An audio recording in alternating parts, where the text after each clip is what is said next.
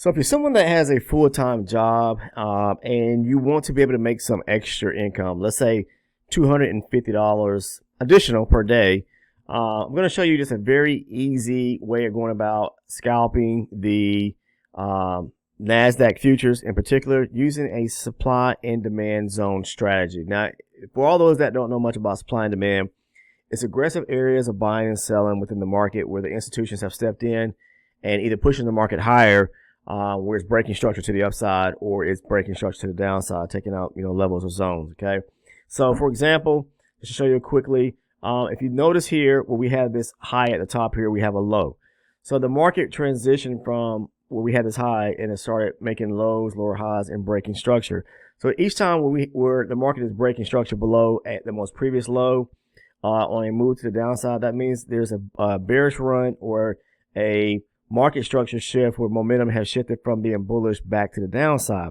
Now, the key to it all is really trying to determine structure. That's very important. I can't emphasize that enough. And I talk about that a lot here and heavy here on my channel.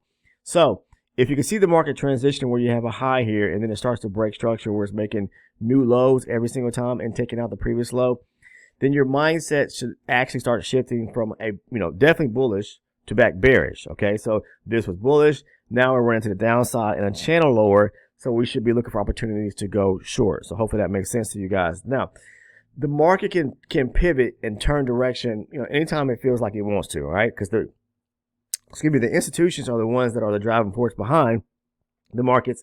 And their aim is to basically create areas or create liquidity within the market and take those areas out. In the meantime, they're all constantly pushing down and then pulling back to the upside to fill in imbalances or gaps. A lot of people some people like to call them fair value gaps, whatever you want to call them. But I'm just telling you that when it comes to trading supply and demand, we're looking for those key areas. And one of the critical parts of trading supply and demand, these zones, is identifying what makes one up, like a high probability zone. And that's where we have an imbalance resting back or a gap resting back at the zone. So if you are someone that has a full-time job and, you're an employee working for someone out there, and you say, hey, I want to be able to make some extra income to put away, maybe savings, pay some extra bills, vacation, whatever it may be. This is a great strategy I'm going to share with you right quick. It's a supply and demand zone strategy. First, depict and get the market direction correct.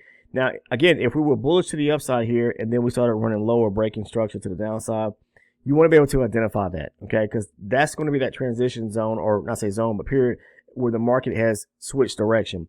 We're moving to the downside. You can see it constantly breaking through lows as it takes out like this low, that low, this low, just moving to the downside.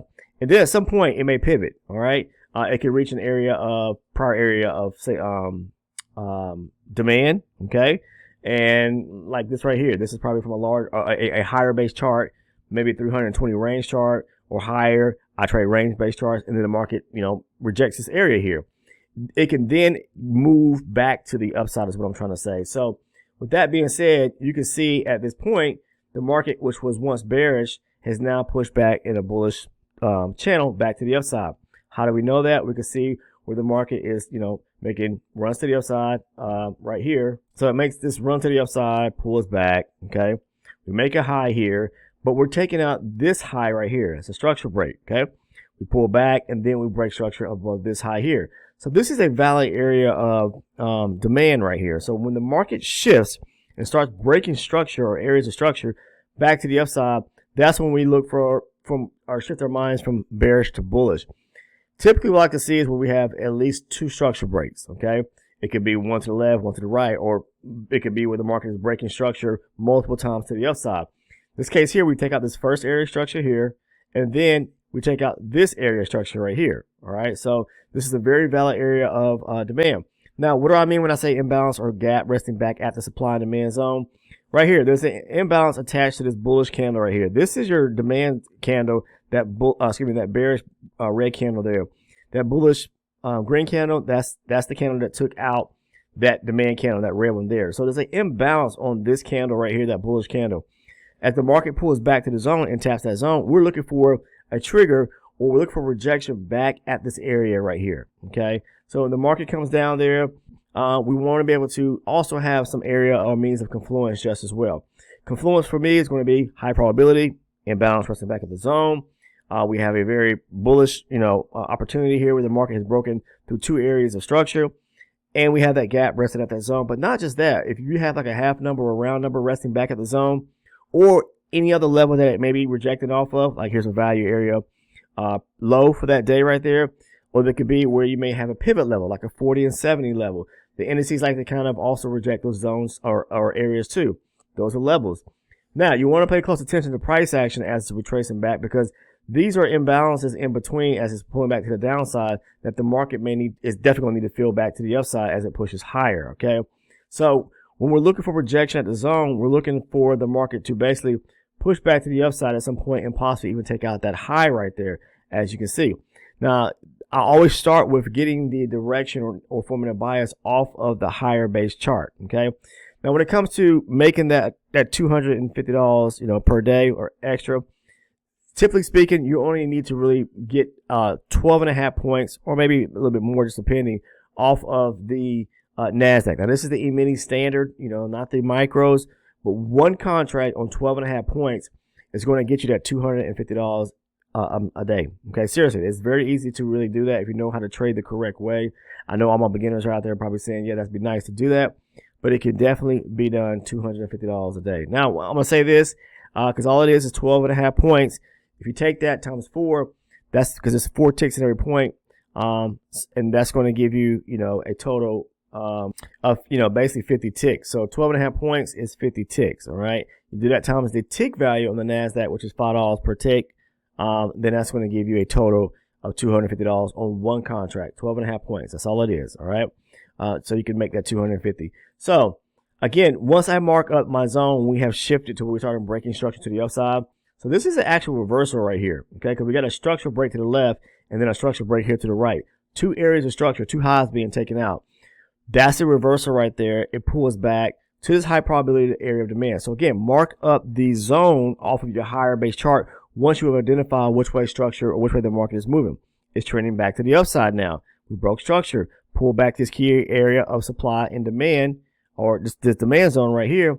We're looking to go to the upside with price, okay, with the market. From that point, what I'll do is I'll just scale down to a lower base chart. And for example, I'm going to try to put this on all charts right there. And this is, what day is this right here in specific?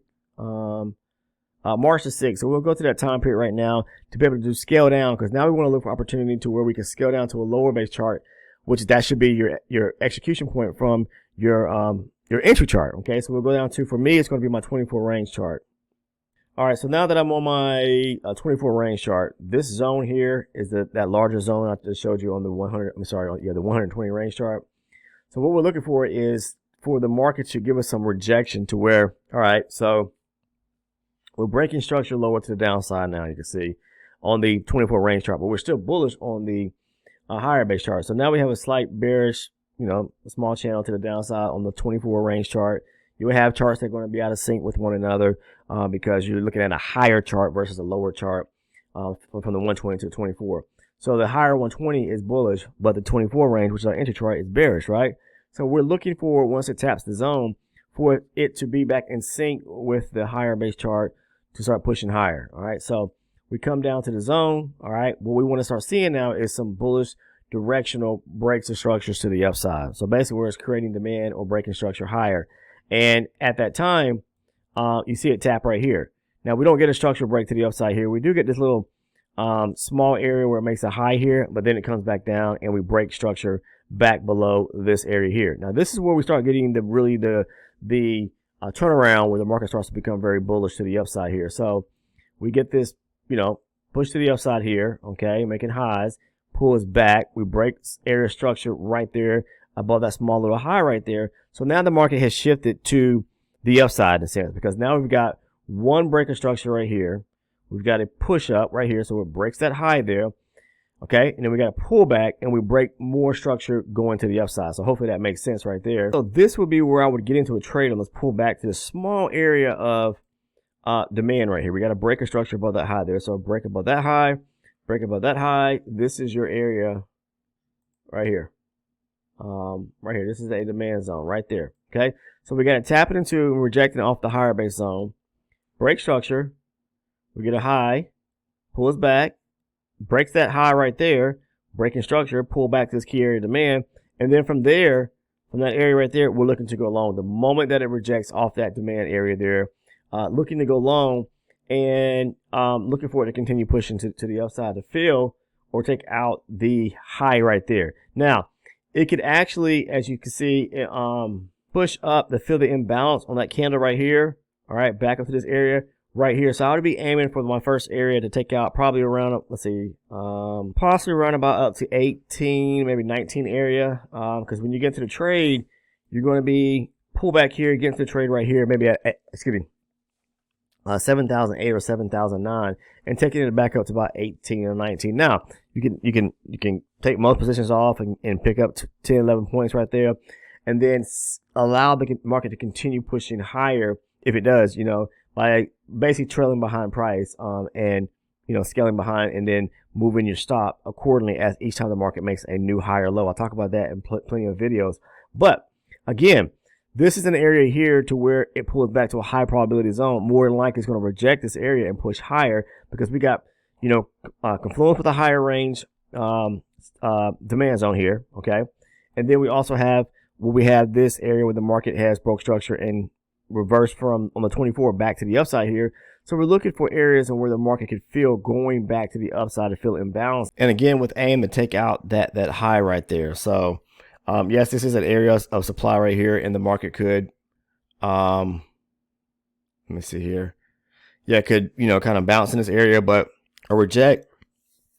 But with the flow of the market showing where the market's been breaking structure, and pushing higher, more likely they're going to want to take out that high right there. And you have, more confluence where now it's really shifted off both charts, the 24 and the 120 range moving to the upside. So that's what I would aim for is, definitely these highs to be ran right here after this rejection point right here. And these are the type of things I talk about in, a lot of my videos surrounding the supply and demand zone strategy that I use every day, and specifically trading the NASDAQ. Now I also look at the gold market, which is GC, and the E-mini S&P 500 as well, the ES.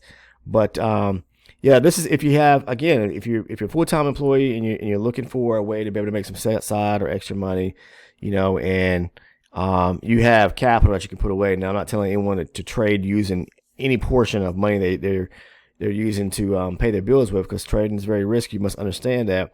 And I'm not a financial advisor by any means, or a CPA. You need to talk to someone that you can consult with before, making a switch or, taking interest in doing so, because this does come with risk, and you have to understand that any money that you put into, you could possibly lose. So understand that.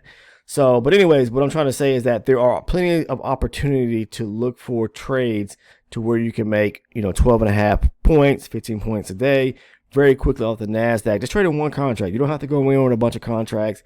Trading one and being done is a great thing to do. And here's another example right here of another demand zone on the higher range chart. I always like to start with looking at structure again and identifying the structure breaks. In this case here, we had a bearish run and then a bullish shift back to the upside. So we have where the market started making, this run to the upside, these highs, okay, breaking structure above here, breaking structure above these highs here, demand zone right there.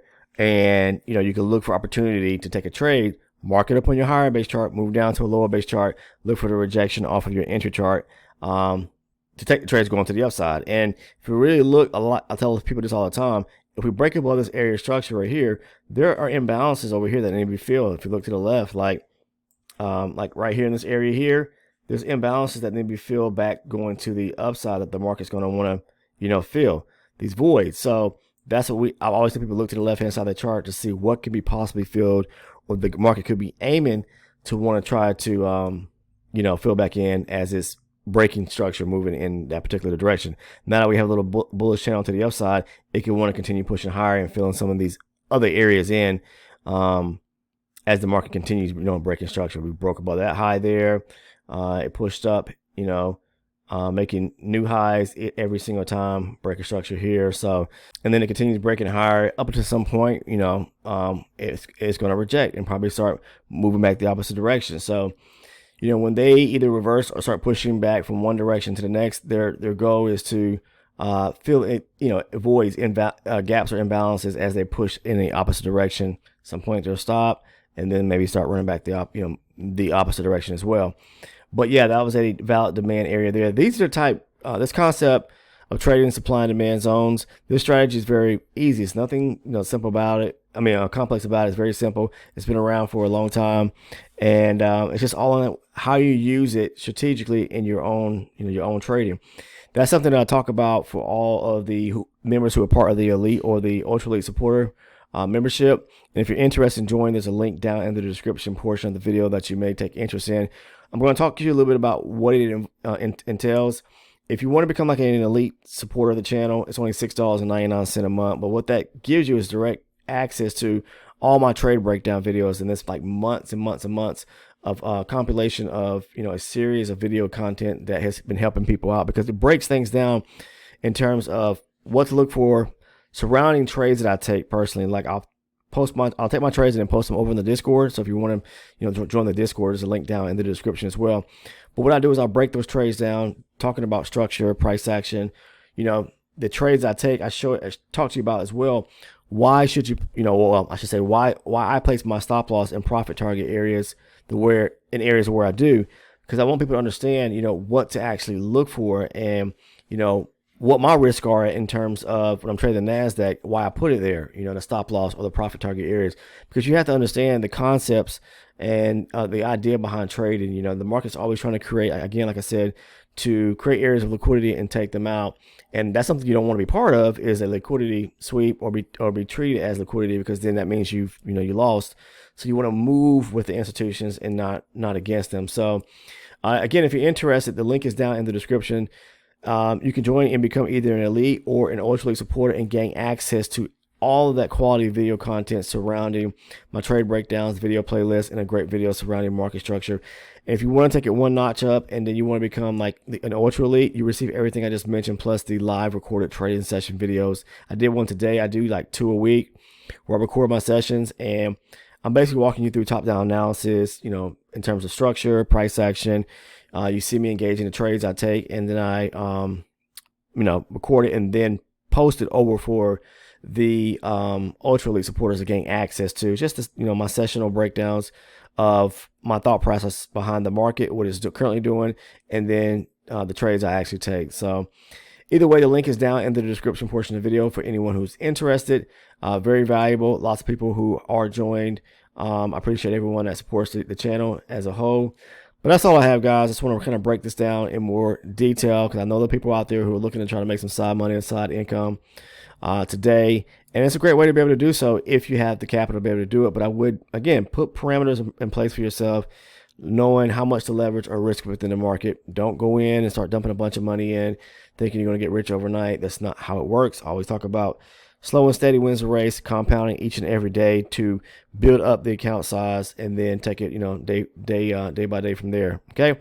But again, this is my supply and demand style of trading. And when it comes to the zone strategy that I use, I appreciate everyone that follows the channel. If you could do me the biggest favor, if you have not subscribed as well, please make sure to click that sub button and click the bell as soon as you do that. That's the post notification bells to ensure that you do not miss any of the uploaded content here on the channel.